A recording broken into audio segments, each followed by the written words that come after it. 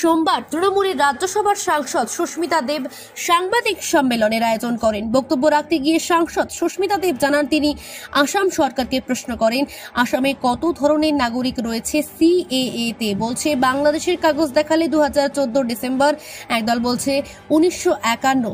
আর justice Sharma committee কি report দিয়েছে অসমিয়া শব্দের মানে আজকেও জানতে পারলেন না। লোকসভা নির্বাচনের আগে বিজেপি সরকার আরেকটা খেলা করছে।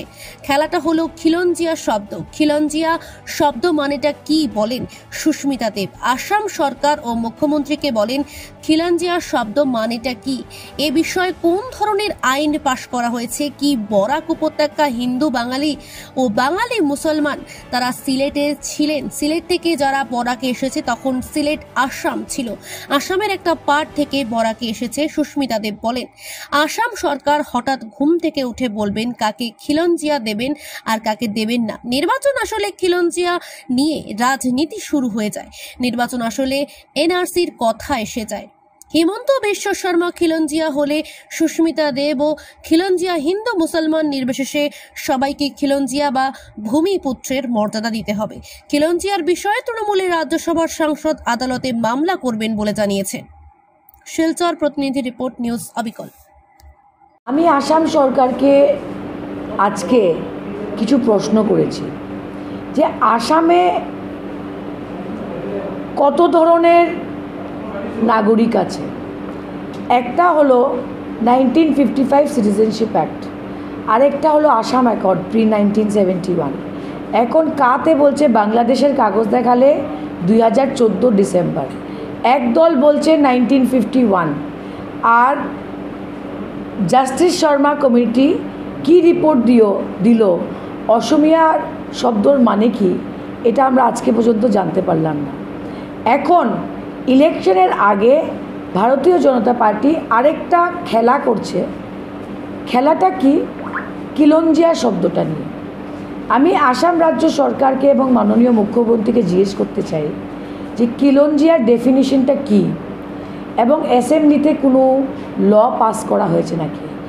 একটা ক্যাবিনেট মিটিং করে আপনারা যখন খিলঞ্জিয়া ডিক্লেয়ার করেন, এটা কে ডিসিশন নেয় যে কাকে নিয়ে কমিটি হবে। আপনারা যে 6টা সাব কমিটি বানালেন, যেটা রিপোর্ট ডিসেম্বর 2022-তে আসলো, হু ইজ দ্য ডিসাইডিং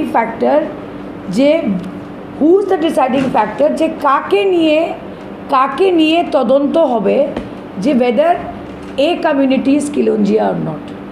আমি একটা ছোট্ট প্রশ্ন করতে চাই, আমরা বরাক ভ্যালিতে যারা আছি হিন্দু বাঙালি এবং বাঙালি মুসলিম, আমরা অ্যাট বেস্ট সিলেটে ছিলাম।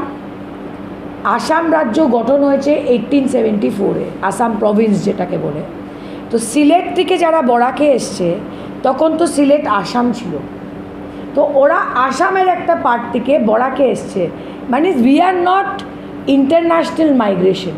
দিস ইজ আসাম রাজ্য যেটা ইস্ট পাকিস্তানে চলে গেছিলো, সেখান থেকে আমরা আসাম রাজ্যর আরেকটা পার্টে এসেছি যেটাকে আমরা বরাক ভ্যালি বলি।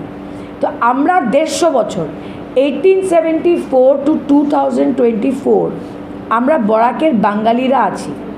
বাগানিরা তো অরিজিনাল ইনহ্যাবিটেন্ট পেয়ে গেছে। তো আমি আসাম সরকারকে বলতে চাই, আপনারা হঠাৎ ঘুম থেকে উঠে ডিসিশন নেন যে কাকে খিলঞ্জিয়া দিবেন আর কাকে খিলঞ্জিয়া না। যারা পেয়েছেন ওদেরকে অভিনন্দন, আই হ্যাভ নো অবজেকশন।